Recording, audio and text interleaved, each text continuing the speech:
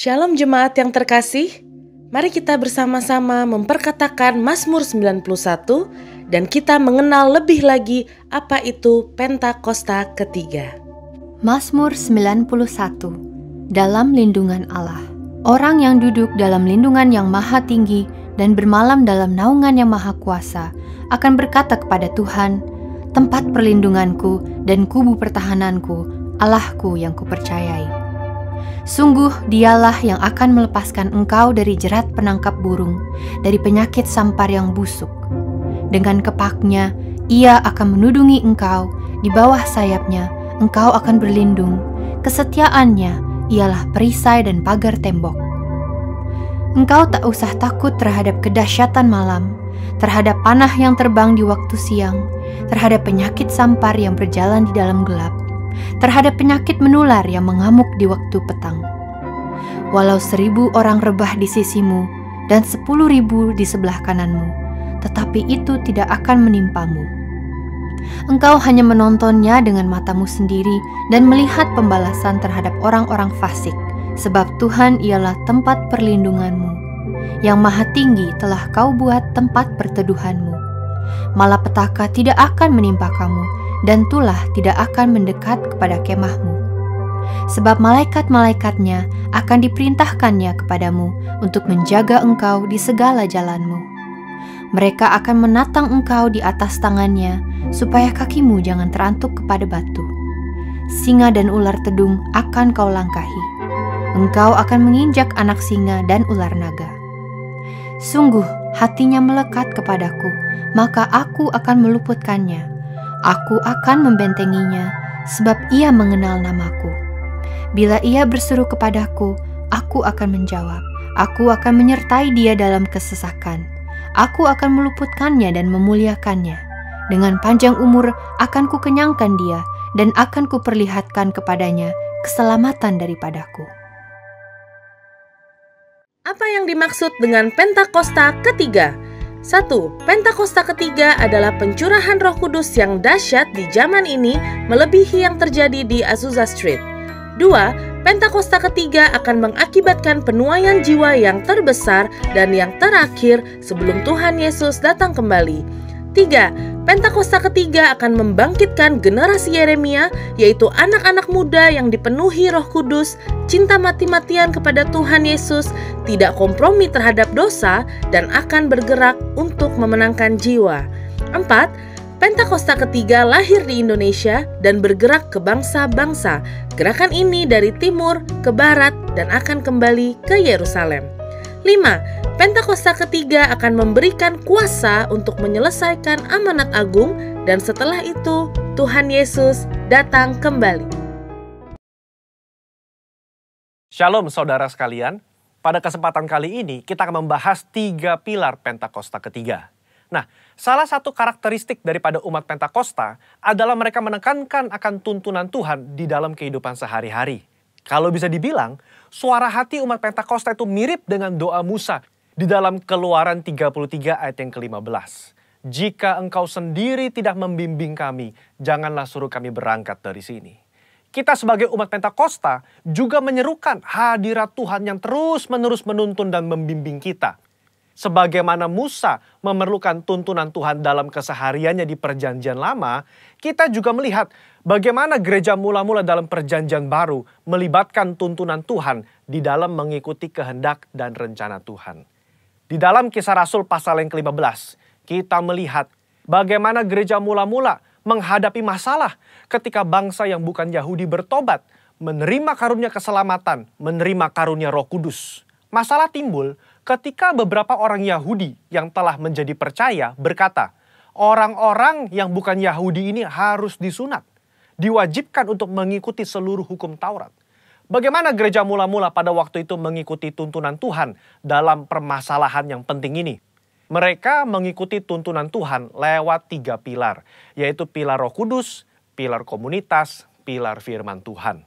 Lewat ketiga pilar ini, gereja mula-mula akhirnya dapat menerima bahwa bangsa yang bukan Yahudi telah menerima keselamatan dan juga karunia Roh Kudus. Mereka tidak lagi perlu disunat dan tidak perlu melakukan seluruh hukum Taurat. Bagaimana dengan gereja Tuhan pada zaman now? mengikuti tuntunan Tuhan tentang Pentakosta ketiga. Kita pun mengikuti tuntunan Pentakosta ketiga menggunakan ketiga pilar ini. Tiga pilar inilah yang menjadi acuan penafsiran orang Pentakosta. Mari kita simak bersama. Yang pertama, pilar Roh Kudus. Kita melihat bagaimana kuasa Roh Kudus di Pentakosta yang pertama itu luar biasa. Dalam Kisah Rasul pasal yang kedua, Petrus berkhotbah, 3.000 orang diselamatkan. Bahkan dalam waktu 100 tahun pertama, 70% dari dunia yang dikenal pada saat itu menjadi Kristen. Tetapi amanat agung belum tuntas. Roh Kudus terus berlanjut di Pentakosta yang kedua di Azusa Street, yang menghasilkan kira-kira 700 juta jiwa. Namun amanat agung juga belum selesai. Karena itulah karya Roh Kudus berlanjut dengan Pentakosta ketiga sekarang di Indonesia. Pentakosta ketiga inilah yang akan menuntaskan amanat agung dan membawa penuaian jiwa yang terbesar dan terakhir sebelum Yesus datang kembali. Haleluya. Yang kedua, pilar komunitas orang percaya. Kita lihat bahwa tuntunan Pentakosta ketiga tidak diklaim seorang diri saja, melainkan telah didoakan, dikonfirmasi, disaksikan oleh kaum Pentakosta secara global yang diwakili oleh Empower 21. Kalau saudara ingat, di Empower 21, gembala sidang dan pembina kita menggaungkan visi Pentakosta ketiga di hadapan bangsa-bangsa. Mereka mengaminkan, menerima, mengkonfirmasi, membawa api Pentakosta ketiga kembali ke negara mereka. Pilar yang ketiga, pilar firman Tuhan. Tuntunan Pentakosta ketiga itu diawali ketika gembala sidang dan pembina kita mendapatkan firman Tuhan pada tahun 2009. Aku datang segera dari Wahyu 3:11 dan dari Yoel 2:28. Kemudian daripada itu akan terjadi bahwa aku akan mencurahkan rohku ke atas semua umat manusia. Lama Tuhan tidak berbicara apa maksud dari kedua ayat ini. Tetapi 4 tahun berikutnya, pada tahun 2013, Tuhan berbicara. Yang aku maksudkan dengan pencurahan Roh Kudus itu adalah Pentakosta ketiga. Nah, melalui firman Tuhan ini, kita menangkap pesan profetik bahwa akan ada pencurahan Roh Kudus besar-besaran ke atas seluruh umat manusia sebelum kedatangan Yesus kali yang kedua. Jadi bisa kita simpulkan, Pentakosta ketiga itu yang pertama telah mengikuti tuntunan daripada Roh Kudus, telah dikonfirmasi oleh komunitas Pentakosta secara global, dan didasari oleh firman Tuhan, khususnya Yoel 2 ayat 28-32. Saya berdoa agar saudara diberi pengurapan daripada Roh Kudus untuk bisa mengikuti tuntunan Tuhan di hari-hari terakhir ini. Mari kita semua menjadi messengers of the third Pentecost. Haleluya, Tuhan Yesus memberkati.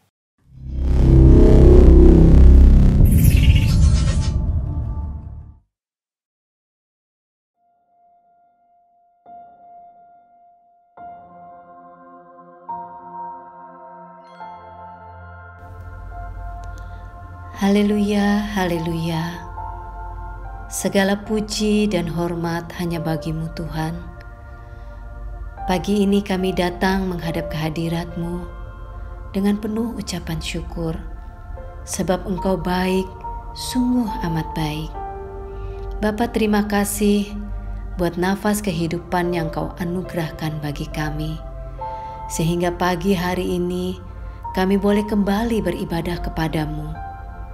Bapa, kiranya Engkau memberkati tim PPW yang akan melayani kami pada pagi ini. Biar kiranya pengurapan-Mu penuh atas mereka, sehingga dapat membawa umat-Mu masuk dalam hadirat-Mu. Dan biarlah pujian dan penyembahan kami dapat menyenangkan hati Tuhan. Terima kasih Bapa yang baik. Pagi ini kami mau berdoa bagi para pemimpin rohani kami. Kami mau berdoa buat gembala sidang kami, Bapak Pendeta Niko Nyoto Raharjo, beserta dengan keempat wakilnya.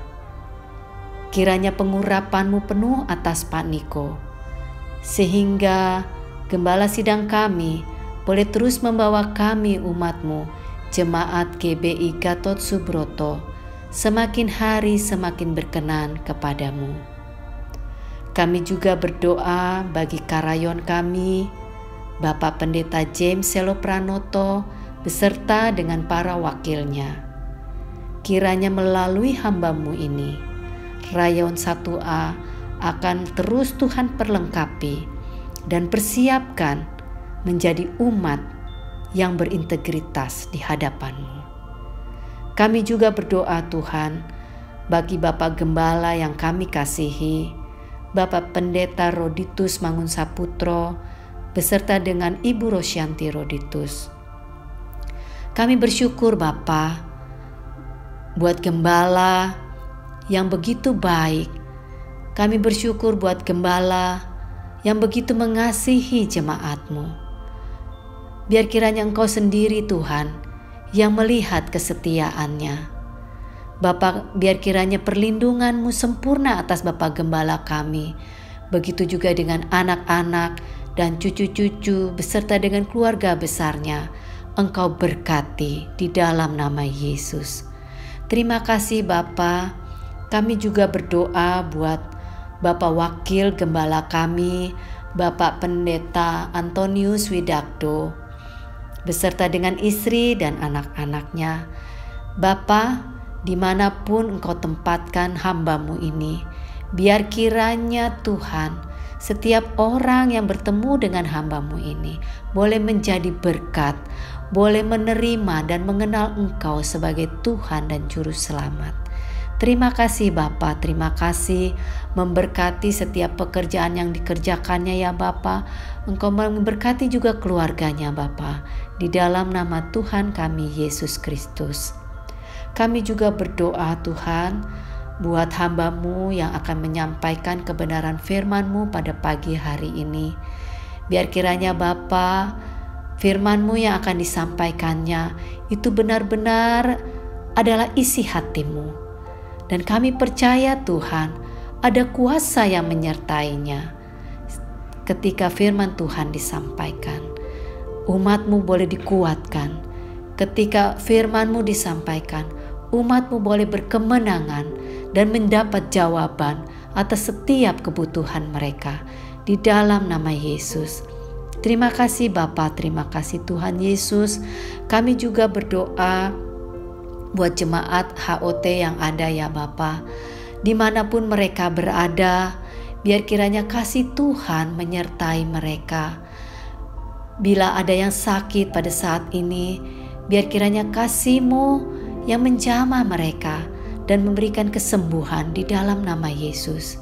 Yang lemah Engkau kuatkan, yang berbeban berat Engkau berikan kelegaan di dalam nama Yesus. Kami juga mau berdoa bagi bangsa dan negara kami ya Tuhan, mulai dari Bapak Presiden kami, Bapak Joko Widodo, dengan Bapak Wakil Presiden kami, Bapak Ma'ruf Amin, para menteri, dan seluruh jajaran pemerintahan yang ada. Biar kiranya roh takut akan Tuhan ada pada mereka, di dalam mereka menjalankan pemerintahan ini. Kami percaya Indonesia ada di dalam tangan-Mu. Kami percaya Indonesia pasti dipulihkan di dalam nama Yesus. Inilah yang menjadi doa syafaat kami pada pagi hari ini ya Bapa, yang kami alaskan hanya di dalam satu nama, yaitu Tuhan Yesus Kristus, Tuhan yang sudah menjadi juru selamat kami. Haleluya. Amin.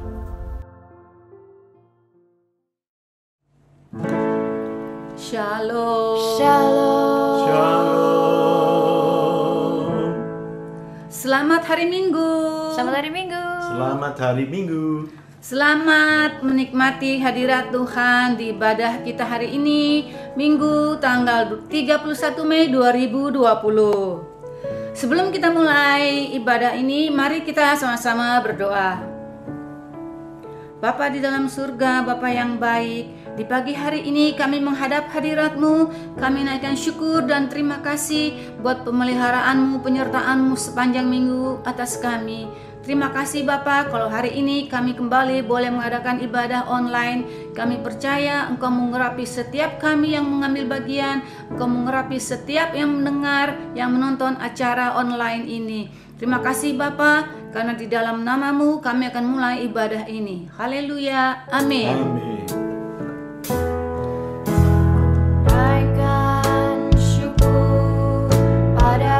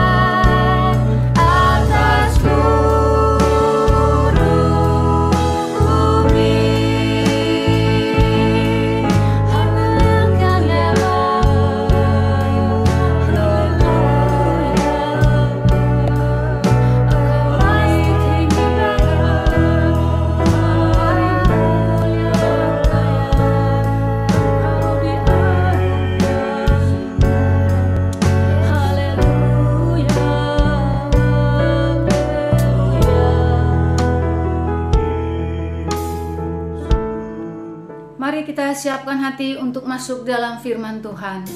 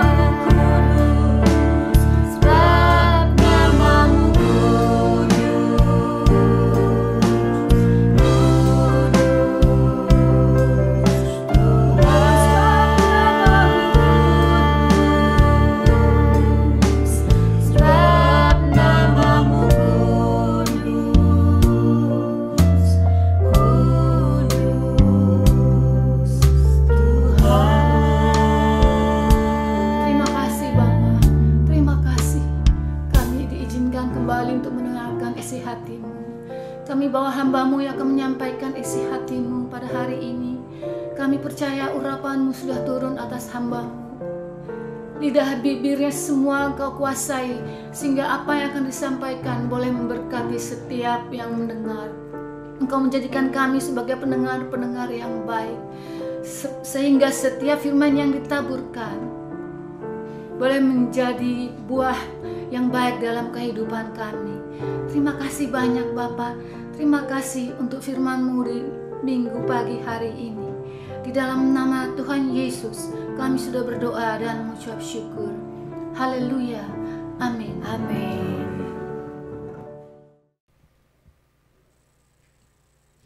Shalom, jemaat GBI House of Transfiguration. Saya Pendeta Tony hari ini diberi kesempatan untuk melayani saudara. Terima kasih untuk Bapak Pendeta Roditus yang sudah memberikan saya kesempatan untuk melayani kita semua pada hari ini melalui firman Tuhan.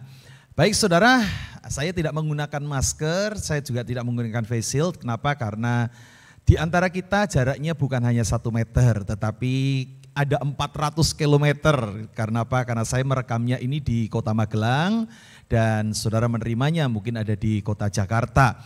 Nah saudara, satu hal yang bersukacita sekali untuk kita hari ini kita bisa berjumpa Saya gembala di GBI Alitia Magelang. Beberapa waktu yang lalu Bapak Rudi itu sempat berkunjung dan mendoakan gereja kita. Terima kasih untuk doa yang luar biasa dari Bapak dan Ibu Gembala.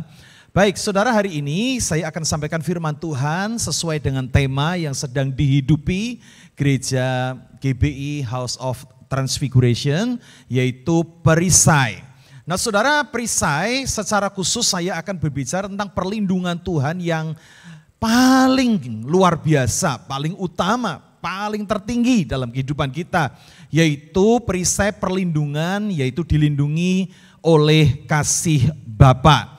Nah saudara, apa itu perisai? Paling tidak kita mesti mengerti, perisai adalah sebuah gambaran tentang keadaan di mana ini adalah salah satu senjata dari para tentara pada zaman dahulu yang melindungi dirinya dari serangan panah, senjata dari musuhnya.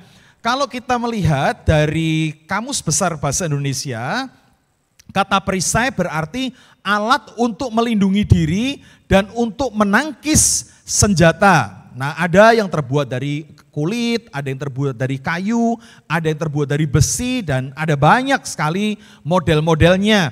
Nah saudara, ternyata Alkitab juga menuliskan banyak sekali tentang perisai ini, saudara. Kenapa? Karena kita juga disebut sebagai tentara Allah. Kita juga disebut sebagai anak Tuhan yang harus menerima serangan setiap saat. Karena iblis musuh kita terus melancarkan serangan-serangan dalam kehidupan kita. Baik secara roh, secara jiwa, secara badani. Kita terus menerima serangan dari kuasa kegelapan.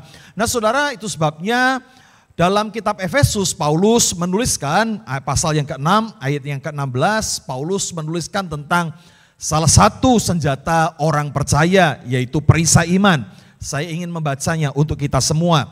Dalam segala keadaan, pergunakanlah perisai iman. Sebab dengan perisai itu, kamu akan dapat memadamkan semua panah api dari si jahat. Saudara, kita harus memperlengkapi diri dengan perisai iman. Apa itu perisai iman? Sebuah perlindungan kita terhadap serangan kuasa kegelapan yang menyerang roh kita sehingga membuat kita lemah, yang menyerang jiwa kita, yang membuat kita merasa, aduh sekarang apa sih artinya ibadah, rasanya mulai hari makin beku, ibadah nggak bisa hadir di gereja, melalui online, suasananya nggak enak, dan ada banyak alasan yang membuat orang merasa hari-hari ini merasa letih lesu, dan begitu banyak masalah persoalan yang harus dihadapi sehingga membuat orang hancur jiwanya, remuk redam jiwanya, merasa patah hati, putus asa, dan lain sebagainya.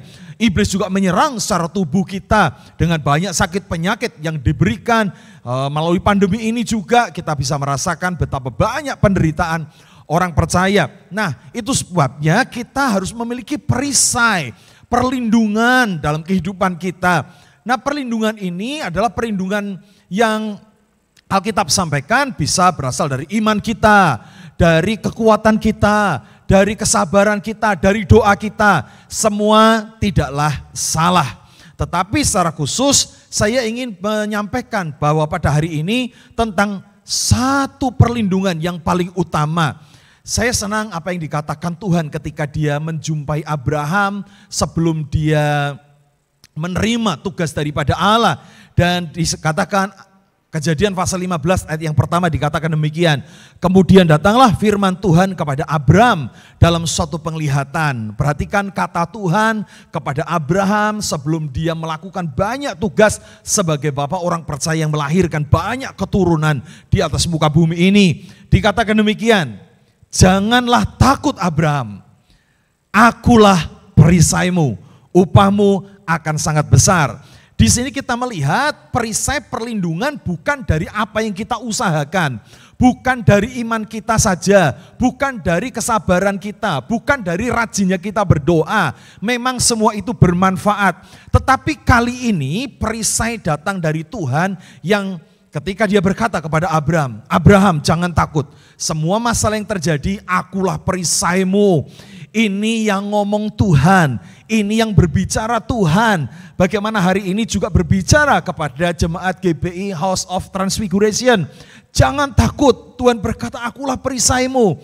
Apa yang kau takutkan hari ini? Tuhan memberikan jaminan, akulah perisaimu.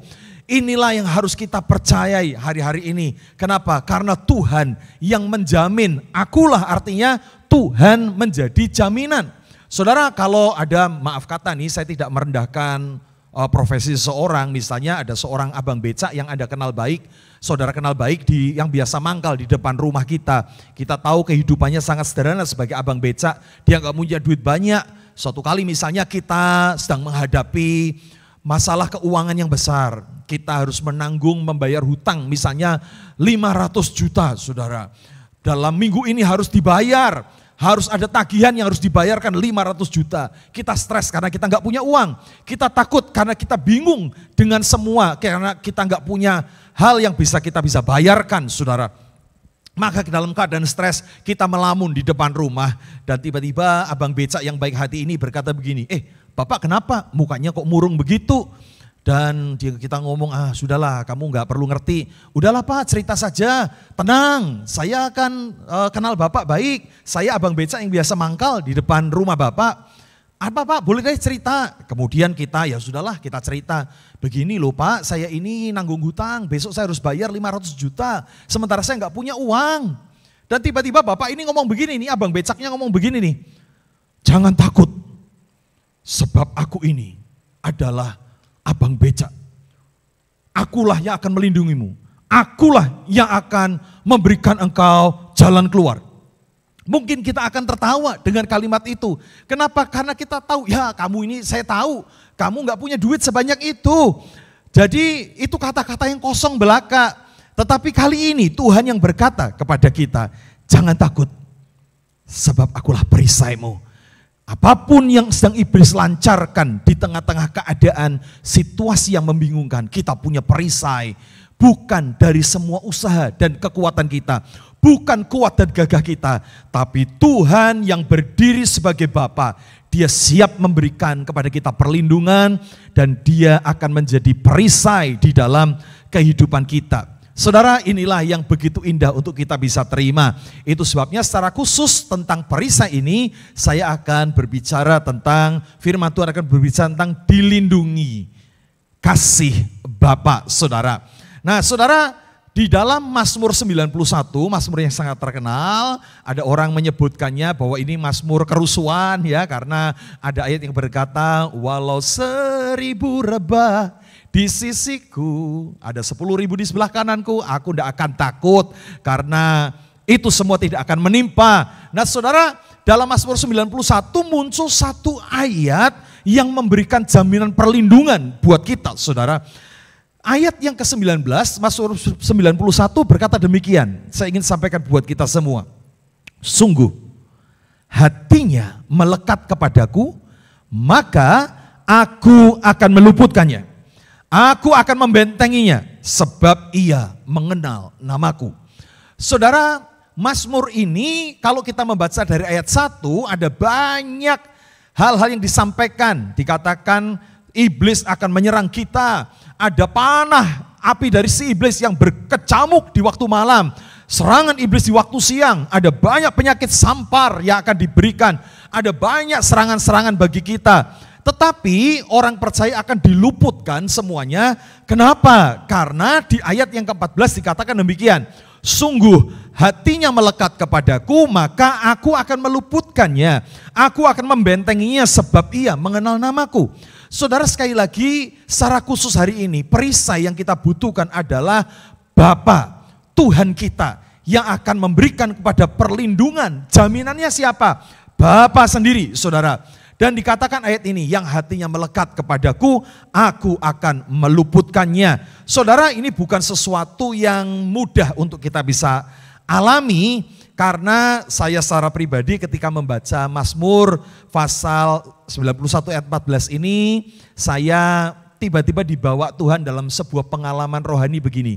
Tiba-tiba ada banyak pertanyaan di dalam hati saya begini. Saudara, ayat ini berkata, sungguh hatinya yang melekat kepadaku, maka aku akan meluputkannya. Saudara, aku akan membentenginya, aku akan menjadi perisai dalam dirinya. Saudara, yang dilindungi menurut ayat ini adalah mereka yang melekat kepada Bapa. Saudara, jujur sebagai seorang hamba Tuhan, saya berdoa tiap hari, saya membaca Alkitab tiap hari. Tetapi saya mengaku bahwa saya tidak selalu bisa melekat dengan Tuhan. Pandemi awal-awal membuat saya juga tercekam rasa takut. Rasa takut juga menghinggapi saya. Saya khawatir dengan banyak hal. Saya takut terpapar virus. PPKM awal-awal, waduh banyak orang terkena, banyak orang meninggal. Itu pun mendera hidup saya. Saya mulai takut, saya mulai khawatir. Belum lagi melihat bagaimana perkembangan gereja. Saudara, saya mulai dicekam rasa takut dan khawatir. Walaupun saya pendeta, saya bukan raksasa iman yang kebal dengan rasa takut dan khawatir. Tiba-tiba saya dihinggapi rasa khawatir, saya takut saudara. Nah, itu membuktikan bahwa saya tidak sempurna di dalam melekatnya saya kepada Tuhan. Saudara, saya tiba-tiba dibawa dalam sebuah suasana atau pengertian bahwa kita seringkali gagal untuk melekat. Saya mencoba mencari arti apa itu melekat dengan Tuhan. Karena ayat tadi berkata, yang hatinya melekat kepadaku, aku akan melindunginya, aku akan menjaganya, aku akan menjadi perisai baginya. Saudara, kata melekat itu erat kaitannya dengan Ulangan pasal yang ke-6 ayat yang ke-5. Inilah arti melekat. Dikatakan demikian, kasihlah Tuhan Allahmu dengan segenap hatimu dan dengan segenap jiwamu dan dengan segenap kekuatanmu. Saudara, orang yang melekat kepada Tuhan adalah mengasihi Tuhan dengan segenap hati, dengan segenap jiwa dan dengan segenap kekuatan. Tapi hari itu saya ketika membaca ayat ini, saya berkata begini, Tuhan, saya orang yang gak bisa hidup melekat seperti ini. Kenapa? Karena saya masih hidup dalam ketakutan. Saya juga dicekam rasa cemas. Saya juga dihinggapi rasa begitu menakutkan. Anak saya harus kerja di Surabaya, saudara. Yang waktu itu zona merah dan sebagainya. Tiba-tiba ada rasa khawatir dan takut. Saudara, sehingga saya merasa begini. Bukankah kekhawatiran dan ketakutan menunjukkan saya tidak sempurna di dalam kemelekatan saya dengan Tuhan. Saya tidak bisa melekat dengan Tuhan, percaya dengan Dia dengan sepenuh hati, segenap jiwa, dan dengan segenap kekuatan. Saudara, inilah yang seringkali saya harus alami. Saudara, saya jujur mengaku, manusia termasuk saya seringkali gagal untuk senantiasa melekat kepada Tuhan. Tetapi ayat itu kan berkata, yang hatinya melekat, yang dilindungi. Yang hatinya melekat, yang akan dibentengi. Lah bagaimana dengan saya? Ini membuktikan bahwa saya adalah orang yang tidak bisa terus melekat dengan Tuhan. Saudara tahu, saya sempat stres dengan kalimat ini saudara. Tetapi ketika saya merenungkan firman Tuhan saudara, ada satu hal-hal yang Tuhan kemudian singkapkan. Apa itu? Yang pertama saudara, yang pertama adalah begini. Perlindungan Tuhan, perisai Tuhan ternyata tidak bergantung kesanggupan kita untuk melekat kepadanya. Saudara, inilah yang saya temukan ketika saya coba meneliti ayat itu. Saudara, perlindungan Tuhan ternyata tidak bergantung tentang kesanggupan kita untuk melekat kepadanya. Karena Yohanes 1 ayat yang keempat, Yohanes 4 ayat yang ke-10, firman Tuhan berkata begini, inilah kasih itu, perhatikan ya, bukan kita yang telah mengasihi Allah, tetapi Allah yang telah mengasihi kita dan yang telah mengutus anaknya sebagai pendamaian bagi dosa-dosa kita. Saudara, ini adalah sesuatu yang membuat kita percaya bahwa ini ternyata bukan perlindungan, bukan soal kasih saya kepada Tuhan. Bagaimana hidup saya melekat dengan Tuhan yang tidak sempurna.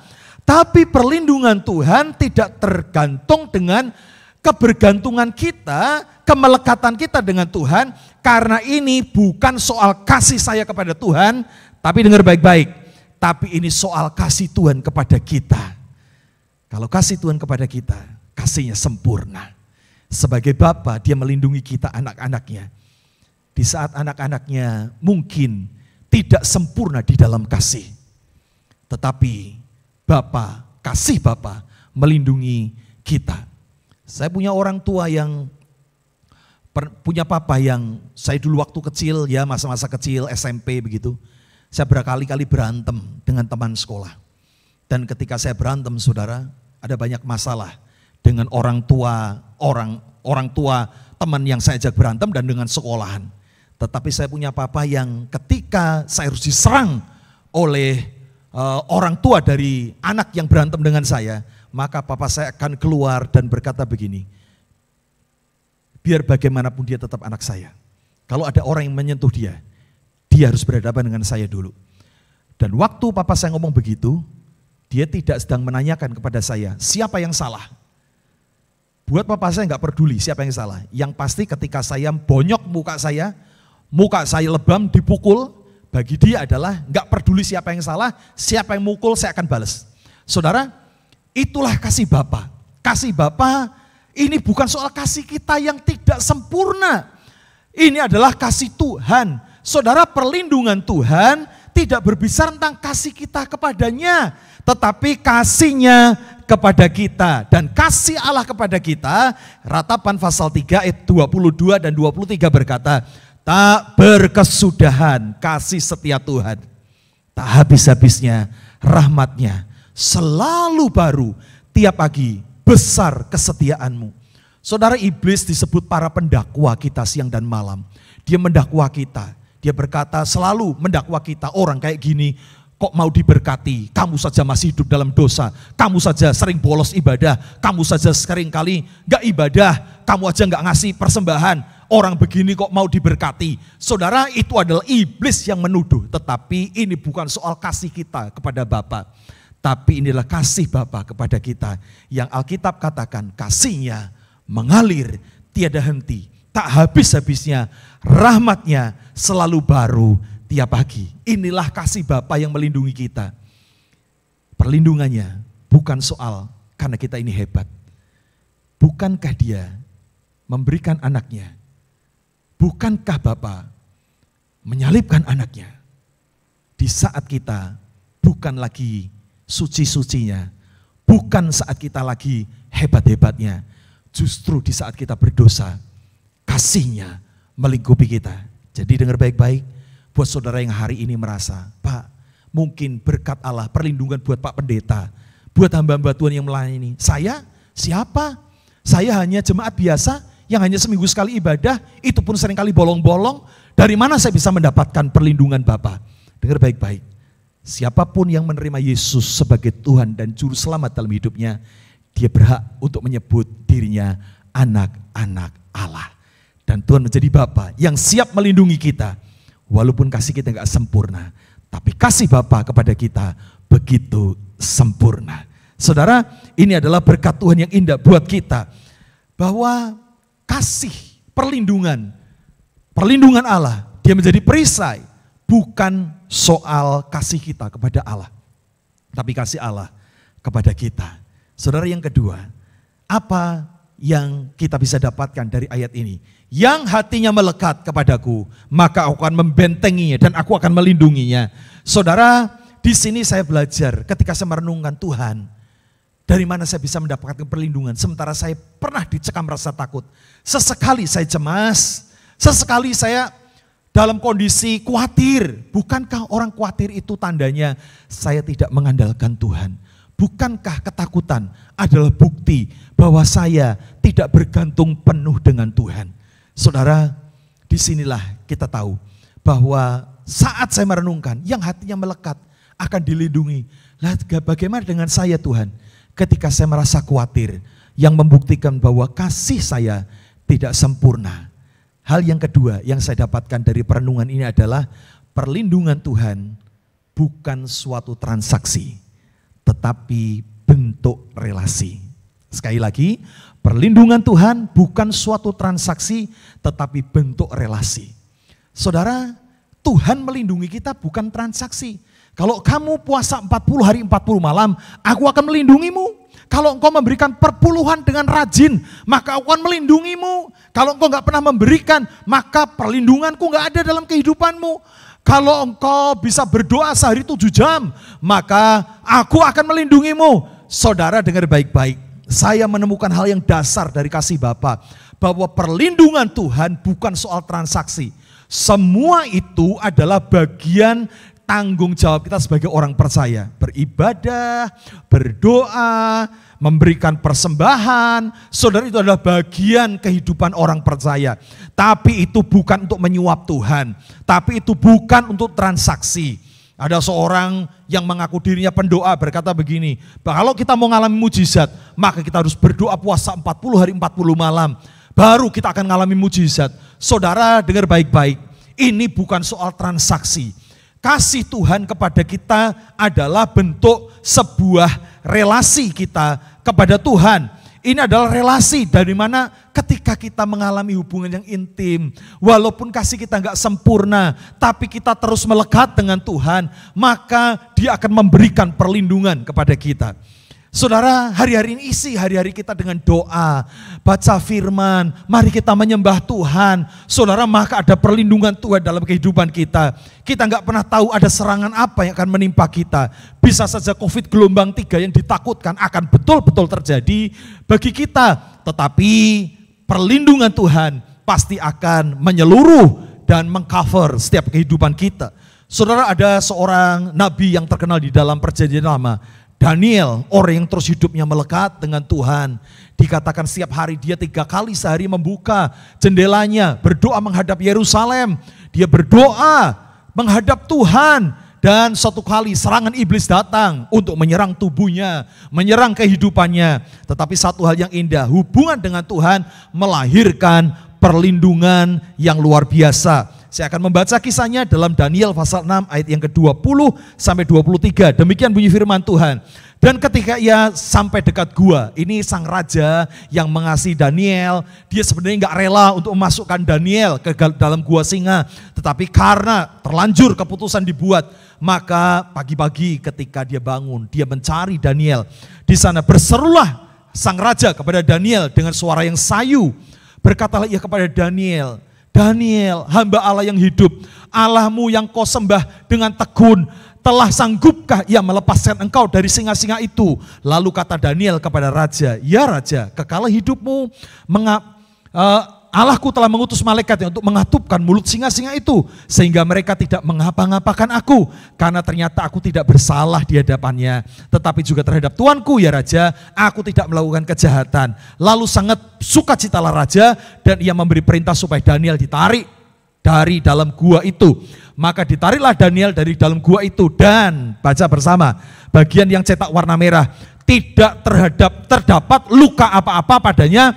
Karena kenapa Daniel dilindungi dari singa-singa yang kelaparan itu semalam-malaman? Karena ia percaya kepada Allahnya. Saudara, Allah tahu bagaimana melindungi anak-anaknya. Tuhan tahu bagaimana menjaga anak-anaknya. Daniel ketika hidupnya melekat dengan Tuhan, masuk gua singa dengan gagah berani. Saya dulu punya guru sekolah minggu yang berkata, Daniel ditangkap karena tidak mau menyembah patung raja. Maka dimasukkan gua singa, Daniel takut. Daniel ketakutan. Saudara, saya enggak menemukan kalimat itu di dalam Alkitab. Daniel enggak pernah disebutkan takut. Saudara, Daniel masuk gua singa dan semua singa mulutnya terkatup, saudara. Kenapa? Karena Tuhan yang memelihara. Pemeliharaan Tuhan diberikan kepada kita karena kasih-Nya kepada kita. Saudara, Dia mengasihi kita. Dia mengasihi lebih daripada yang kita bayangkan. Kasih-Nya lebih dari yang kita duga, saudara. Karena ini bukan soal transaksi. Ini soal relasi. Siapapun kita, anak-anak. Saya percaya jika saudara seorang tua, saudara pasti akan berdiri di depan ketika anak saudara sedang berhadapan dengan masalah. Saya percaya saudara akan berdiri di depan ketika anak saudara sedang berurusan dengan banyak hal, dan saudara bisa membelanya. Saya percaya orang tua pasti akan membela. Saudara, ini bukan soal transaksi, ini soal relasi. Masalahnya seringkali kasih kita bentuknya transaksi. Dari kecil kita ngomong sama anak kita, Kalau kamu nilainya 10, anak papi. Kalau kamu nilainya 5, itu kamu anak pembantu. Saudara, sehingga kita berpikir bahwa kasih Bapa itu transaksional, transaksi. Kalau saya pinter, saya anak papi. Kalau saya anak bodoh, saya anak orang lain. Saudara, saya punya anak yang saya berkata hari ini, anak saya pinter, ranking 1, saya berkata haleluya, dia anak saya. Tapi misalnya Tuhan harus menempatkan seorang anak yang kepada saya yang nggak naik kelas sekalipun, saya tidak akan berkata, kamu nggak naik kelas, kamu bukan anak saya. No, ini bukan soal transaksi. Ini adalah soal kasih Bapa yang begitu mengasihi kita. Ini soal relasi. Siapapun. Saudara, saya ingat betul kesaksian ketika saya melayani dulu aktif di Pria Sejati, saudara. Ada seorang pria yang bersaksi begini, saudara. Saya waktu itu hidup hancur. Saya tinggalkan keluarga, saya sakiti hati anak-anak saya. Satu kali ketika saya bertobat di sebuah camp ini, maka saya kemudian datang kepada Tuhan. Dan saya bertobat sungguh-sungguh, saya mengasihi anak saya. Anak saya karena sudah lama tidak diurus dengan baik, sehingga nilai akademisnya melorot. Anak kelas 5 SD, anak saya. Dan waktu mau naik kelas 6, dia gagal. Karena nilainya jeblok semua. Anak ini gagal, nggak bisa naik kelas. Maka hari itu, si bapak ini kemudian mengirimkan surat undangan kepada guru-guru dan teman sekolahnya. Dan di sanalah dia berkata bahwa kami undang kalian untuk makan di sebuah restoran yang terkenal di wilayah dekat situ. Maka orang pada bingung, ini ada apa sih bapak kok ngundang kami, teman-teman anaknya juga bingung, ini kenapa ya si om kok ngundang kami untuk hadir makan-makan, bukankah anaknya nggak naik kelas, ini syukuran apa begitu ya. Dan kemudian ketika semua orang hadir, maka si bapak ini kemudian berkata bahwa mungkin kalian bingung kenapa kami undang kalian. Tetapi saya ingin sampaikan bahwa kami ingin mengucap syukur lewat peristiwa ini, bahwa hari ini anak saya tidak naik kelas. Dan itu sebabnya saya berkata kepada Bapak Ibu Guru, terima kasih untuk bimbingan selama ini. Terima kasih walaupun anak saya belum naik kelas, tetapi pasti tahun depan anak saya akan lebih rajin belajar. Kepada teman-temannya dia berkata begini, teman-teman anak saya terima kasih ya sudah menjadi teman yang baik. Walaupun kalian nanti naik kelas, anak saya tinggal kelas, tetapi tetaplah jadi teman yang baik untuk dia. Dan kemudian si ayah ini membalikkan si anak yang naik kelas ini bingung, saudara.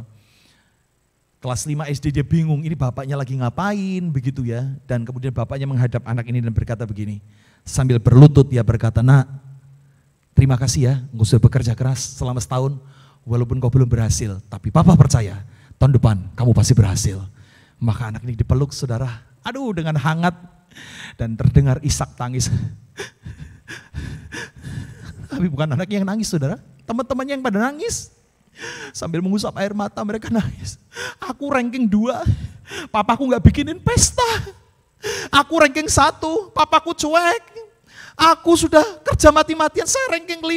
Tapi aku udah pernah dibuatin acara begini. Mereka nangis saudara, anaknya juga nangis.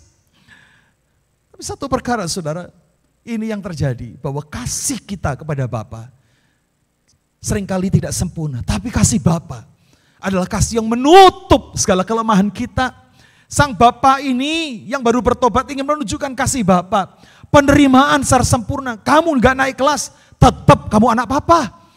Dan dia berterima kasih. Saudara, ini satu hal yang indah untuk kita bisa renungkan. Bagaimana ternyata ini bukan soal transaksi, tetapi soal relasi, saudara. Jadi percayalah, perlindungan, perisai Tuhan akan senantiasa ada dalam kehidupan saudara dan saya. Walaupun saudara belum bisa berdoa sehari 7 jam, walaupun saudara belum bisa berpuasa 40 hari 40 malam, tetapi percayalah selama engkau menjadi anak-anak Allah, Tuhan adalah Bapa yang siap melindungi hidupmu. Yang percaya katakan amin. Haleluya saudara. Yang terakhir, nama Bapa melebihi nama kekuatannya. Saudara, ini adalah satu hal yang indah. Saudara, dikatakan sungguh hatinya melekat kepadaku, maka aku akan meluputkannya. Aku akan membentenginya sebab ia mengenal namaku. Saudara, siapa nama yang dikenal oleh kita? Nama perlindungan yang paling tinggi, yaitu nama Bapa, saudara. Bapa adalah tertinggi. Saya mungkin punya jabatan banyak di dalam gereja. Saya gembala, saya pemimpin, saya juga seorang di BPD, saya sebagai koordinator bidang pembinaan keluarga Jawa Tengah dan DIY. Saya punya banyak pengaruh, tetapi buat anak saya semua itu hanya menjadi pemanis belaka, karena bagi anak saya yang penting adalah Bapa. Bapa adalah nama yang melebihi nama segala kekuatannya. Saudara, kalau saudara membaca Mazmur 91 ayat 1 dan 2, saudara akan menemukan ada nama Tuhan yang disebutkan empat nama Bapa yang disebutkan. Di sini dikatakan begini, Mazmur 91 ayat yang ke-1 dan 2. Orang yang duduk dalam lindungan yang maha tinggi. Yang di rumah ucapkan sama-sama, yang maha tinggi. Yang maha tinggi. Dalam bahasa asli dipakai kata Elyon. El Elyon, the strong, ya. Satu pribadi yang kuat, the highest one, yang tertinggi, yang berkuasa dan bermalam dalam naungan yang maha kuasa. Nah, maha kuasa ini dalam Alkitab bahasa asli dipakai kata El Shaddai, ya. Saudara, kita mengenal El Shaddai, El Elyon, El Shaddai akan berkata kepada Tuhan. Tuhan di situ Tuhan, huruf besar semua. Dipakai kata bahasa aslinya adalah Yahweh, yang artinya the strong one, yang paling perkasa di atas muka bumi ini, yang paling dahsyat. Tempat pelindunganku dan kubu pertahananku, Allahku yang kupercayai. Kata Allah di situ dipakai kata bahasa aslinya Elohim, satu pribadi. Allah, tiga pribadi yang akan melindungi kita. Saudara, ayat 1 dan ayat 2 Mazmur 91 menunjukkan nama Allah yang dahsyat. Dia El Elyon, dia El Shaddai, dia Yahweh, dia Elohim. Saudara dengar baik-baik, nama-nama itu, dengar baik-baik, memang berkuasa. Tetapi nama itu semua dirangkum dalam sebuah kata, namanya Bapa. Jika engkau punya Bapa, engkau akan punya semuanya itu. Bukan hanya Elyon, bukan hanya El Shaddai, tapi engkau akan punya El Gibor, engkau punya Jehovah Nisi, engkau punya Jehovah Rafa, engkau punya Jehovah Jireh, engkau akan punya semuanya, saudara. Karena di dalam nama Bapa semua akan diberikan kepada kita. Saudara, disinilah satu hal, Yesus pernah berdoa untuk kita diperkenalkan kepada Bapa. Yohanes 17 ayat 11 dikatakan, dan aku tidak ada lagi di dalam dunia, tetapi mereka masih ada di dalam dunia. Dan aku datang kepadamu. Ini adalah ketika Yesus mau naik ke surga, dia berdoa kepada Tuhan. Dia berkata begini, dan aku datang kepadamu ya Bapa yang kudus. Apa yang Tuhan Yesus ingin sampaikan kepada kita tentang Bapanya yang kudus? Dia berkata begini, peliharalah mereka dalam namamu, yaitu namamu yang telah kau berikan kepadaku, supaya mereka menjadi satu sama seperti kita. Kata peliharalah dipakai kata dalam bahasa Yunani yaitu tereo, yang artinya mengawas-awasi dan mengamati. Perhatikan, saudara pernah punya anak yang masih kecil, yang baru belajar jalan, orang tuanya kalau ngawasi dia siap, kalau dia jatuh dia akan siap menangkapnya. Dia mengawasi, jika anak ini membutuhkan pertolongan, jika ini akan jatuh, ayahnya akan siap menolong, orang tuanya akan siap menangkapnya untuk menyelamatkannya. Ini adalah tereo, peliharalah. Saudara, Bapa kita akan melihara kita. Sekali lagi, ini adalah satu berkat yang indah buat kita. Bagaimana hidup kita hari ini dilindungi oleh kasih Bapa? Sebagai review, kita ada dalam perisai perlindungan Bapa.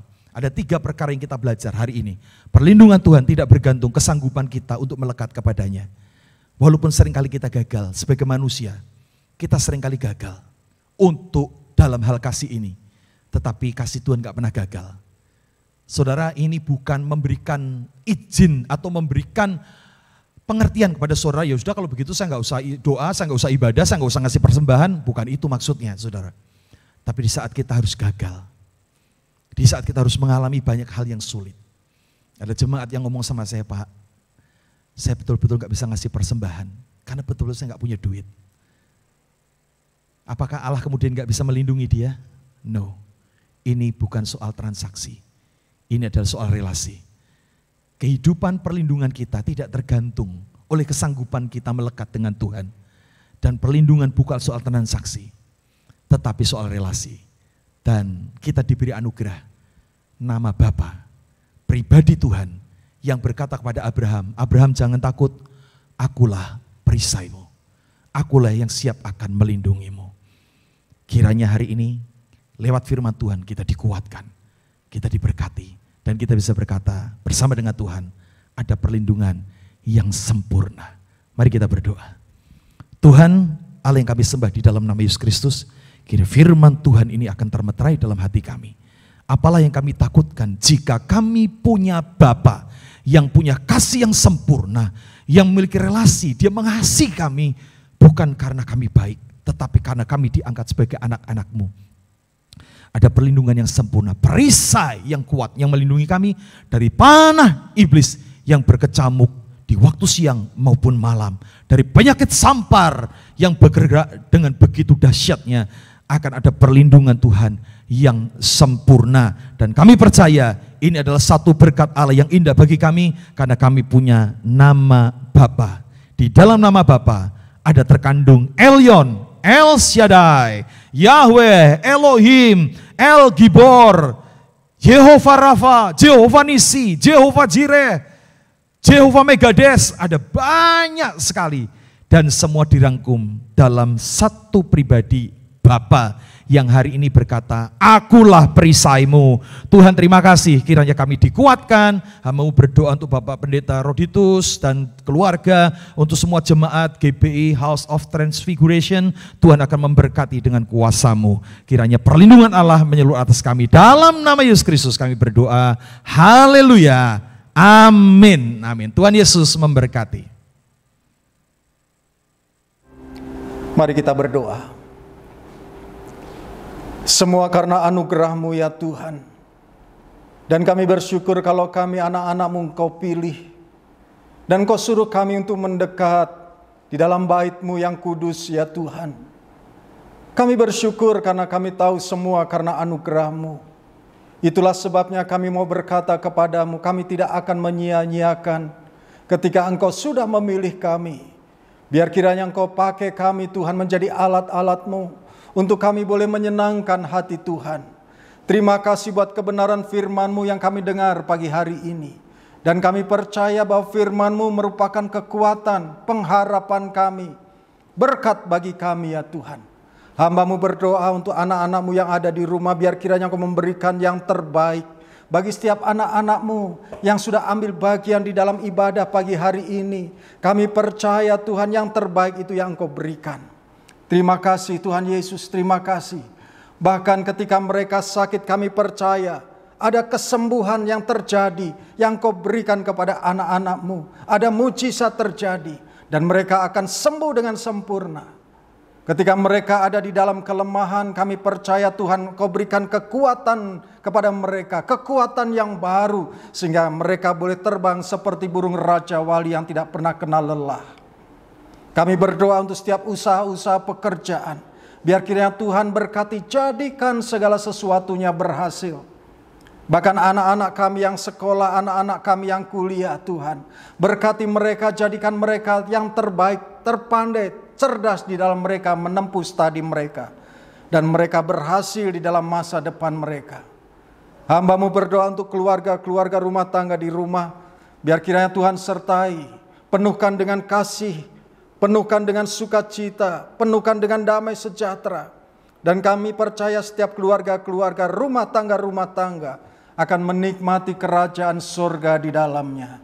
Tuhan terima kasih Engkau berkati setiap hamba-hamba-Mu yang sudah ambil bagian di dalam pelayanan ibadah pagi hari ini. Kami percaya apa yang mereka kerjakan tidak akan pernah sia-sia di hadapan Tuhan. Engkau memperhitungkannya dan Engkau memberkati. Terima kasih Tuhan Yesus, terima kasih. Bahkan kami berdoa untuk setiap anak-anak-Mu yang saat ini akan memberikan persembahan yang terbaik. Tuhan berkati. Setiap tangan-tangan yang akan memberikan persembahan, kami percaya bahwa mereka memberikan persembahan dengan penuh sukacita dan ucapan syukur. Maka firman-Mu tergenapi, diberkatilah. Setiap tangan-tangan yang sudah menabur dengan satu akad takaran, satu ukuran yang dipadatkan sampai tumpah keluar. Terima kasih Tuhan Yesus, terima kasih. Kemuliaan hanya bagi-Mu ya Tuhan. Dan sebentar kami akan mengakhiri ibadah kami saat pagi hari ini. Siapkan kami untuk kami boleh menerima berkat daripada Tuhan. Kekasih-kekasih Tuhan, Mari kita angkat tangan kita yang kudus di hadapan Tuhan, tengadahkan wajah kita, menikmati kasih-Nya.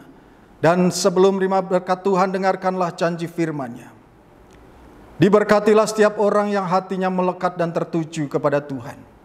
Diberkatilah keluar masuk rumahnya. Diberkatilah lumbung-lumbungnya penuh berkelimpahan. Diberkatilah buah kandungannya. Dan apa saja yang dilakukannya menjadi berhasil karena Tuhan Yesus menyertai. Kekasih-kekasih Tuhan, terimalah berkat yang berlimpah-limpah dari Allah Bapa di sorga, kasih setia dari anaknya yang tunggal Tuhan kita Yesus Kristus, kekuatan dan penghiburan dari Allah Roh Kudus menyertai kita, mulai saat ini sampai Maranatha Tuhan Yesus datang, menjemput kita di awan-awan yang permai bahkan kekal selama-lamanya. Di dalam nama Tuhan Yesus Kristus, haleluya. Bapa, terima kasih.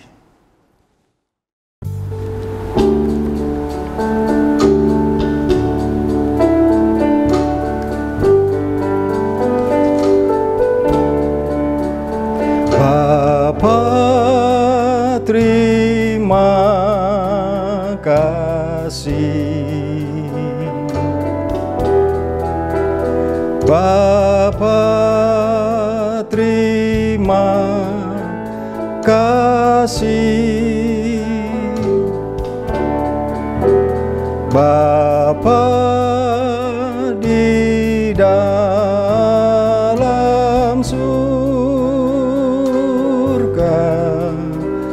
ku berterima kasih.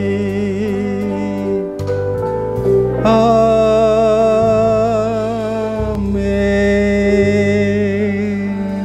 Haleluya, haleluya. Selamat hari Minggu, saudaraku yang dikasihi Tuhan. Tetap sukacita, tetap sehat, tetap semangat. Tuhan Yesus memberkati kita sekalian. Haleluya. Dalam Yesusku sempurna karyamu, memberitakan kebaikanmu, kabarkan Injilmu, serukan namamu Yesuslah Tuhanku, penebusku.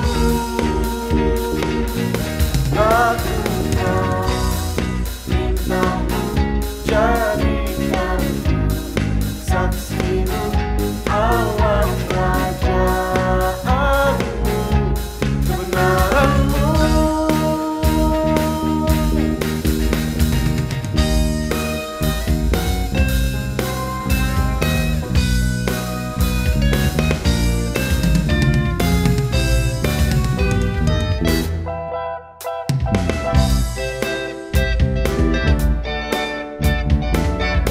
Kabarkan Injilmu, serukan namamu Yesuslah Tuhanku, penebusku.